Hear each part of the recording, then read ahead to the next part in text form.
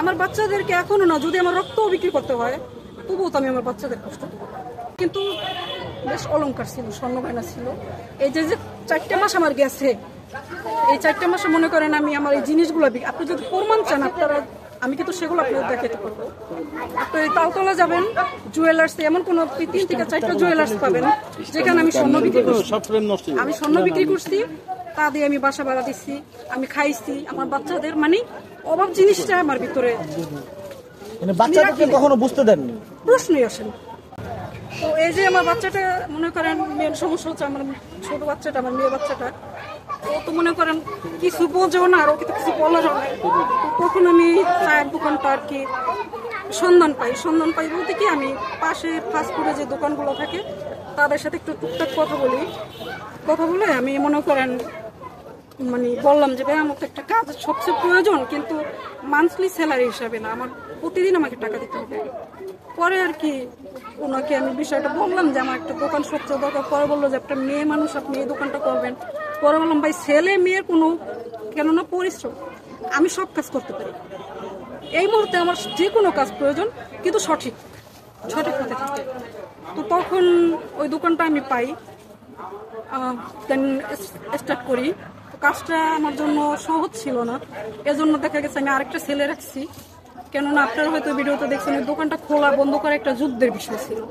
তার ভিতরে আপনার দেখা গেছে আমার এই যে মেয়েটাকে দেখেন, এই যে ওর অবস্থা দেখেন, ওর পুরোটা দেহ মনে করেন ওরে মশায়, মানে আমি তো যতটা কষ্ট করছি বা করতে চাইতেছি তা তো আমার বাচ্চাদের জন্য না। তো আমার বাচ্চাই যদি সুস্থ না থাকে, আর আমার বাচ্চাদেরকে যদি আমি সুস্থ না রাখি, ওই কাজের আমার কোনো প্রয়োজন নেই। এটা সবচেয়ে বড় কথা। এই জন্যই আমি মূলত, আর ওই চায়ের দোকানটা কষ্টকর ছিল সবচেয়ে বেশি এটাই, আপনার এই বিকেল 5টা-6টা থেকে শুরু হতো, আপনার রাত 12টা এই পর্যন্ত। বাসায় যেতে যেতে আমার একটাও বেজে যেত।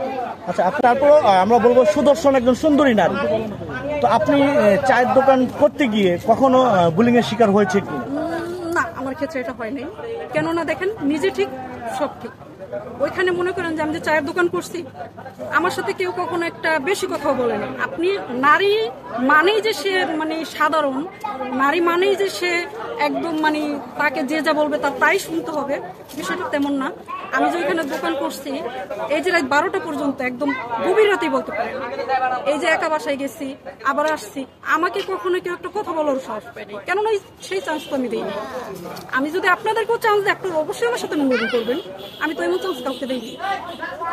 আচ্ছা, তো আপনি চায়ের দোকান করে ভালোই যাচ্ছিল, সেই দোকানটাকে বন্ধ কেন করলেন, আবার করছেন না কেন? মোটেই ভালো যাচ্ছিল না, বললাম না, শেষমেশ আমি যখন পরিস্থিতি একদম খারাপ ছিল, তখন আমি কিন্তু চায়ের দোকানটা নিছি যে কোনো না কোনো কিছু তো আমার করতে হবে।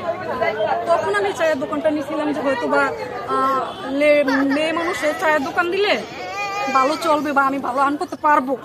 আসলে তেমনটা হয় নাই। কারণ কি, আমি তো এই দোকানটা নিজে দিয়ে দেই নাই, দোকানটা কিন্তু ভাড়া ছিল। আচ্ছা, দোকানটা ভাড়া ছিল, আমার দোকান ভাড়া দিতে হতো, আমার রোড খরচ দিতে হতো, আমার পাশাপাশি ওই ছেলেটার খরচ দিতে হতো, বাজারের বিষয়টা, আবার আমার সংসারের খরচ, সব মিলিয়ে এটা আমার জন্য মোটেও ভালো ছিল না।